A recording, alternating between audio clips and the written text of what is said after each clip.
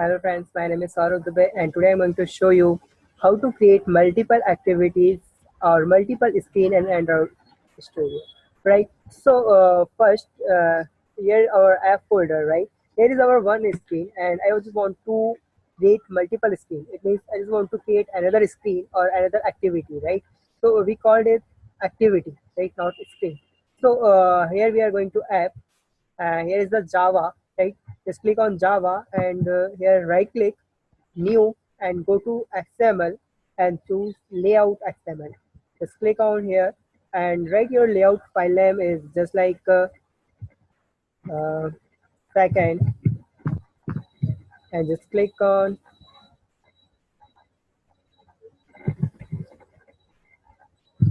finish.